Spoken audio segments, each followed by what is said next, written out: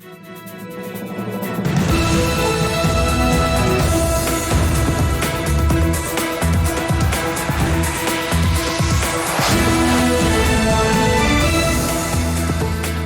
and good evening. This is TV7 Israel News broadcast to you from Jerusalem. And in today's top stories, 3 separate acts of terror plagued Israel over the weekend as the Jewish state is forced to contend with an uptick in murderous attacks within civilian communities. Israeli Prime Minister Naftali Bennett highlights that Jerusalem is and will always remain the capital of one state alone, namely the State of Israel. Russian President Vladimir Putin apologizes to Israeli Prime Minister Naftali Bennett for remarks made by Moscow's top diplomat Serghei Lavrov that had escalated tensions between Russia and Israel. 3 separate acts of terror plagued Israel over the weekend as the Jewish state is forced to contend with an uptick of murderous attacks within Israel's civilian communities. On Thursday night, shortly after Israel's Independence Day celebrations concluded, 2 Palestinian terrorists armed with axes engaged in a killing spree in a city park located on Ibn Gvirol Street in the ultra-Orthodox city of Elad. As a result, 3 men were brutally murdered and 6 other civilians sustained wounds, including 2 in serious condition. And while an Israeli security guard responded to the incident by opening fire toward the murderous assailants, the 2 terrorists managed to flee the scene. In response, the IDF, Israel's security agency Shin Bet, and Special Operations police units launched a massive manhunt outside the city and in nearby areas until the early hours of Sunday morning, when the 2 abhorrent terrorists were successfully apprehended.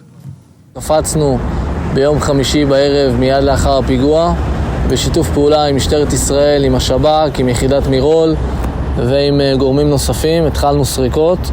סרקנו במרחב במשך כ-60 שעות, והיום בבוקר, לאחר אינדיקציה שהתגלתה אתמול בסריקות, מיקדנו את הסריקה למרחב שבין נחשונים לאלעד.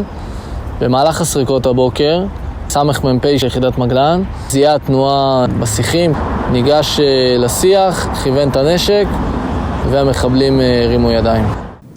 Amid a police investigation into the circumstances that led to the murderous attack in the city of Elad, Police Chief of Operations Assistant Commissioner Shimon Nachmani corroborated reports that one of the murdered victims transported the terrorists to the city, and police investigators are examining whether the referred to victim had done so knowing the terrorists were in fact Palestinians who entered Israel illegally.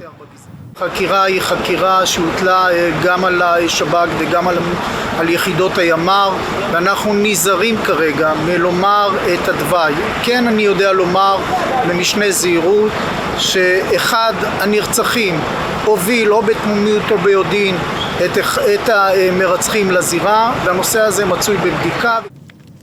Following the capture of the 2 terrorists and in light of the elevated suspicion that one of the Jewish victims illegally transported the terrorists into Israel knowingly, Jerusalem instructed police to escalate an ongoing operation aimed at curtailing Israeli criminal organizations that aid Palestinians who seek to work within Israel to enter the country illegally.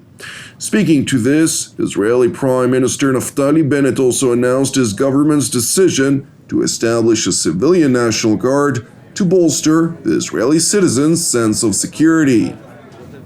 תפיסת המחבלים אינה מספיקה כשלעצמה. אנחנו בפתח שלב חדש במלחמה בטרור. אי אפשר יהיה יותר להסית ולנוח, או לזרוק גפרור ולברוח.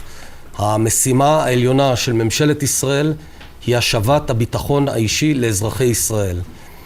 יש 2 פעולות משמעותיות שאנחנו מקדמים. בראשם הקמת משמר לאומי אזרחי.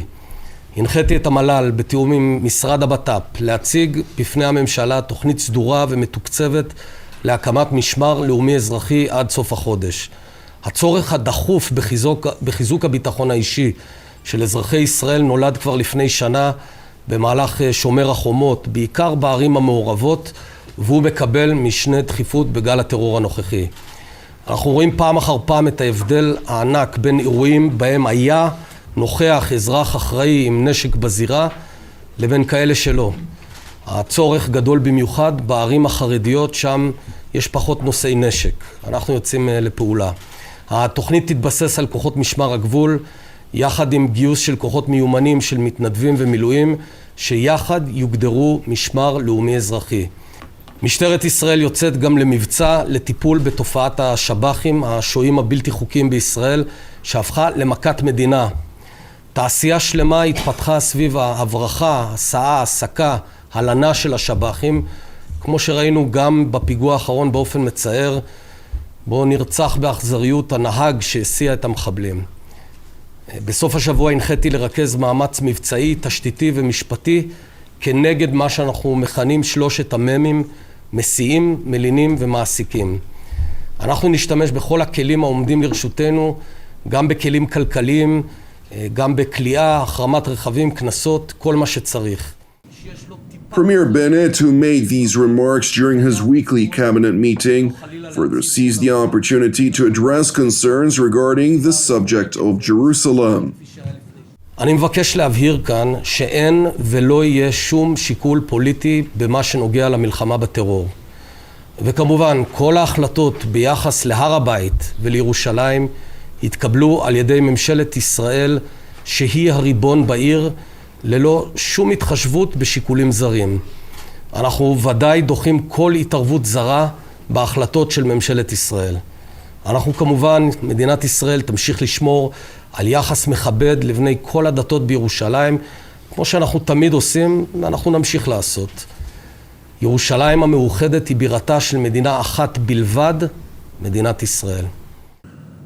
Meanwhile, yesterday evening, 2 terror attacks were reported on, including one in the West Bank settlement of Tkoa, where a Palestinian man armed with a knife managed to infiltrate the segregated Jewish community. Consequently, a volunteer security first responder engaged the hostile suspect by opening fire and neutralizing the would-be terrorist. No injuries were reported among the community's civilians. Separately, at Jerusalem's Flashpoint Damascus Gate, Palestinian assailant armed with a knife stabbed and moderately injured a border policeman, who in turn managed, despite stab wounds to his neck, to neutralize the attacker, which according to the border police chief, who paid the wounded service member a visit following the attack at a Jerusalem hospital, his quick and professional response prevented additional bloodshed. היה לפגוע ביהודים ואנשים שעוברים שם, האזרחים שעוברים שם במקום. וזה מצטרף לרצף הפיגועים שלנו בתקופה האחרונה. והיכולת שלכם לזהות, לנטרל, גם היכולת שלך לתפקד תחת פציעה היא מרשימה מאוד, מאוד. ואם אני רוצה שיהיה משהו יישאר אצלך, זה לדעת שאתה והחבר'ה שלך, אתה הצלת את החיים שלהם, והם הצילו יחד איתך את החיים של עשרות אזרחים שהסתובבו שם.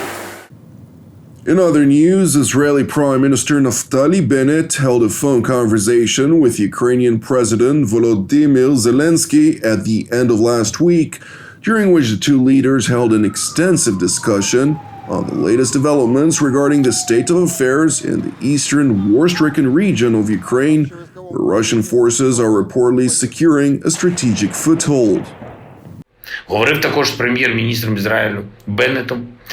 Привітав його з Днем Незалежності держави Ізраїль, проговорили ситуацію на сході нашої держави і особливо в Маріуполі. А також обговорили скандальні і абсолютно неприпустимі висловлювання міністра закордонних справ Росії, які обурили увесь світ.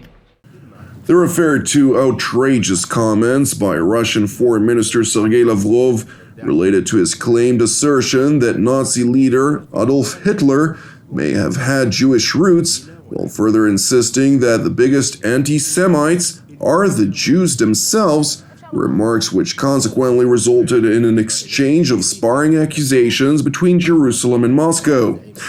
Nevertheless, in an attempt to alleviate tensions between Israel and Russia, President Vladimir Putin held a phone conversation with Israeli Prime Minister Naftali Bennett yesterday, during which, according to a statement released by the Prime Minister's office in Jerusalem, quote, the Prime Minister accepted President Putin's apology for Lavrov's remarks and thanked him for clarifying his attitude toward the Jewish people and the memory of the Holocaust.